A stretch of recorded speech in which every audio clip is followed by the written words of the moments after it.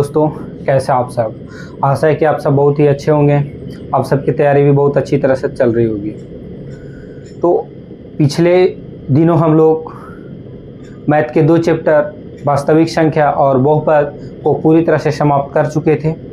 उसके बाद बीच में ऑब्जेक्टिव का सेशन सारे सब्जेक्ट का चैप्टर वाइज चैप्टर करके लाया गया। कुछ सब्जेक्ट का एक दो लेसन लगभग सारे सब्जेक्ट का कंप्लीट किया गया है। इसके बाद आज हम वापिस से अपने गणित की ओर चलेंगे, जहां 2 चैप्टर हम ख़त्म कर चुके थे और तीसरे चैप्टर की ओर हम लोग चलेंगे।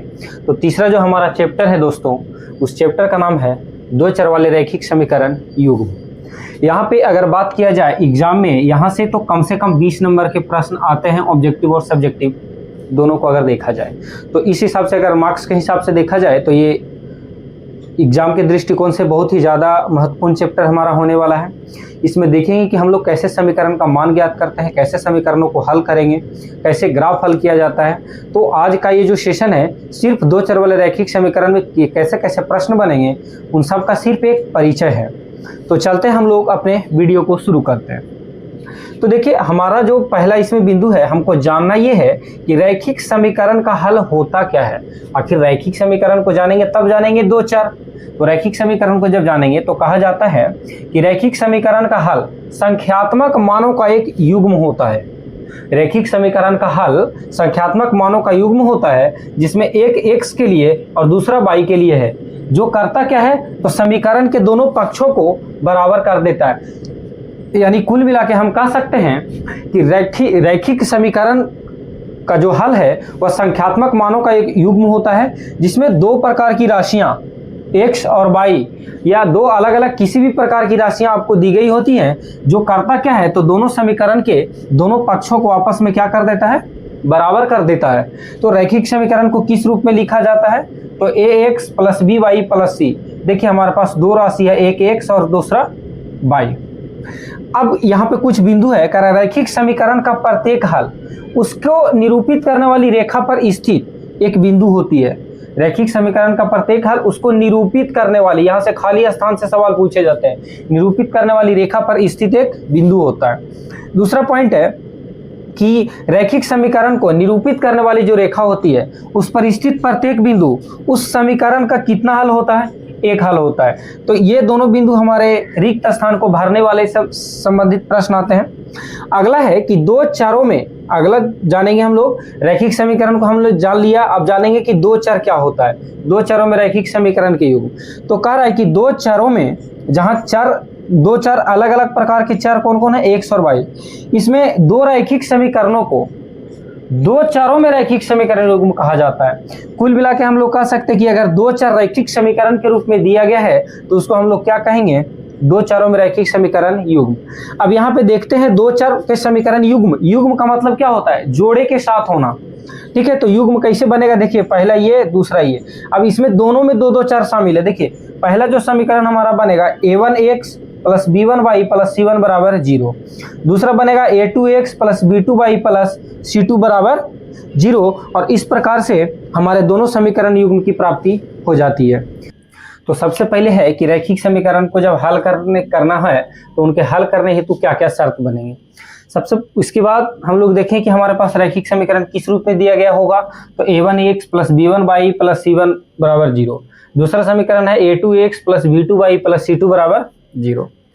यहाँ पे समीकरणों को हल करने के लिए हमारे पास 3 शर्त बनते हैं या प्राप्त होते हैं, कह सकते हैं। पहला जो शर्त है हमारा, कह रहा है a1 बटा a2 बराबर नहीं b1 बटा b2। मतलब जब a1 बटा a2 का मान b1 बटा b2 के मान के साथ बराबर नहीं होता है, तब इस स्थिति में समीकरण के युग्म के हल अद्वितीय हल होते हैं। और अद्वितीय हल को कहा जाता है केवल और केवल एक हल। मतलब जब भी ऐसा समीकरण हो तब हमको सिर्फ और सिर्फ कितने हल की प्राप्ति होगी, एक हल की। दूसरा जो हमारा शर्त है, कह रहा है a1 बटा a2 बराबर b1 बटा b2 बराबर c1 बटा c2। यानी जब तीनों मान आपस में बराबर हो, a1 बटा a2, b1 बटा b2 और c1 बटा c2, तीनों के मान आपस में जब बराबर हो जाएंगे, तब इस स्थिति में समीकरण के युग्म को अपरिमित रूप से कितने हल होंगे, अनेक हल। अनेक हल को ही कहा जाता है अनंत। अनंत हल, मतलब यहाँ पे हलों की संख्या ज्ञात नहीं की जा सकती कि कितने हल होंगे, हम जितना निकालते जाएंगे उतने ही हलों की हमको प्राप्ति होते जाएगी। तीसरा शर्त है, जब कह रहा है जब a1 बटा a2 बराबर b1 बटा b2 बराबर नहीं c1 बटा c2, यानी कि a1 और a2 का मान b1 और b2 के मान से तो बराबर हो लेकिन c1 और c2 के मान के साथ आपस में बराबर नहीं हो, तब इस समीकरण के युग्म के कोई भी हल नहीं होते हैं और ऐसे समीकरण युग्म को कहा जाता है क्या? असंगत कहा जाता है।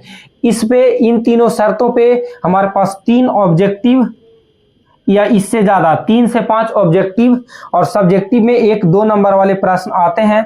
यहाँ पे है कि समीकरण रैखिक समीकरण युग्म को हल करने की बीजगणितीय विधियां। अभी हमने देखा था कि हल करने के लिए कितने शर्त होते हैं, क्या क्या शर्त होते हैं, लेकिन यहाँ पे हल करने की एक अलग विधि बीजगणितीय विधि है। इसमें 5 विधियां होती हैं, लेकिन मुख्य रूप से हम लोग को 3 विधि पढ़ना है और एग्जाम के दृष्टिकोण से यही 3 विधि आज तक पूछे गए हैं। तो पहला जो विधि है प्रतिस्थापन विधि। प्रतिस्थापन विधि को कहा जाता है सब्स्टिट्यूशन मेथड। प्रतिस्थापन विधि में क्या करना होता है कि हमारे पास 2 समीकरण दिए गए होते हैं इस रूप में a1x b1y प्लस c1 बराबर 0, a2x b2y प्लस c2 बराबर 0। यह समीकरण 1 और यह है समीकरण 2। दोनों में से किसी समीकरण से हम क्या करेंगे, x या y के मान हमको जो समीकरण प्राप्त रहेगा इस रूप में प्राप्त रहेगा। x और y दोनों में से किसी का भी मान हम लोग कहाँ लेके जाएंगे, तो c1 के साथ लेके जाएंगे और यहाँ से y का मान अगर निकालना होगा तो क्या करेंगे, c1 माइनस a1x और बटा b1, और ये हो जाएगा हमारा समीकरण 3। अब यहाँ से क्या करना है, अब ध्यान ये रखना है कि अगर हमने समीकरण 3 को समीकरण 1 से निकाला है तो समीकरण 3 में जो y का मान है वो समीकरण 2 में जाएगा, ठीक है। लेकिन अगर समीकरण 3 हम समीकरण 2 से निकालते हैं तो x या y का मान फिर उसी स्थिति में आएगा समीकरण 1 में, और यहाँ से x और y का मान निकलेगा, x का मान निकल जाएगा और y का मान जो भी आएगा x का मान वो समीकरण 3 में रख के हम y का मान ज्ञात कर लेंगे। तो इस प्रकार से हम लोग हल करेंगे प्रतिस्थापन विधि। अब है हमारा विलोपन विधि। विलोपन विधि में क्या होता है कि विलोपन विधि में बिना काट छाट किए, जैसे इस रूप में हमारे पास है b1y बराबर c1, आगे हमारा समीकरण होगा a2x b2y और c2। इस रूप में हम लोग करेंगे कि बिना काट छाट किए हुए डायरेक्ट यहाँ से कोई भी मान हमारा गायब हो जाएगा और हमारे पास यहाँ बचेगा a1x माइनस a2x और बराबर c1 माइनस c2। यहाँ से x बाहर कर लेंगे तो a1 माइनस a2 बराबर c1 माइनस c2, x का मान निकल जाएगा c1 माइनस c2 बटा a1 माइनस a2, और इस x का मान निकलेगा। x का मान निकालने के बाद दोनों समीकरणों में से किसी भी समीकरण में रख के हम y का मान निकाल सकते हैं। तो इस प्रकार से हमारा ये हो गया विलोपन विधि। वज्र गुणन विधि में क्या होता है, तो वज्र गुणन विधि में देखिए आपको बताएगा method of cross multiplication. Cross multiplication यहाँ पे करना है और तिरछा गुना करना है। वज्र गुणन विधि के लिए एक स्पेशल सूत्र हम आपको लिखाएंगे, वो सूत्र याद अगर होगा आपको तो वहां पे सिर्फ आपको मान रखना है a1 b1 c1 a2 b2 c2 का और हमारा समीकरण हल होके कंप्लीट हो जाएगा। तो 5 है लेकिन हमको मुख्य रूप से पढ़ने 3 ही है। चौथा जो होता है वो विलोपन के ही आधार पे बनता है, हूबहू इसी के जैसे, इसका नाम भी कुछ मिलता जुलता ही होता है, लुप्तीकरण। और 5वां जो होता है वो होता है अनुपात निर्णय। अनुपात निर्णय, इसमें x और y का अनुपात का निर्णय किया जाता है, लेकिन आज तक भी हमारे बिहार बोर्ड में एक भी बार लुप्तीकरण और अनुपात निर्णय विधि से एक भी सवाल पूछा नहीं गया है।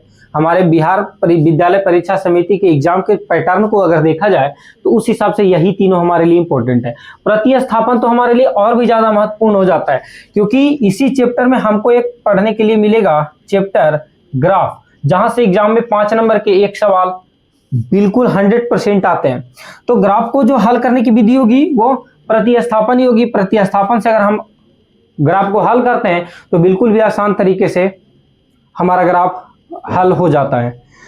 अगर ग्राफ के बारे में हम जानना चाहेंगे तो ग्राफ के लिए हम लोग अलग से एक सेशन लेके आएंगे, जिसमें बिल्कुल ही अच्छे तरीके से आपको ग्राफ बताया जाएगा, आपको बिल्कुल आसानी से समझ में भी आ जाएगा।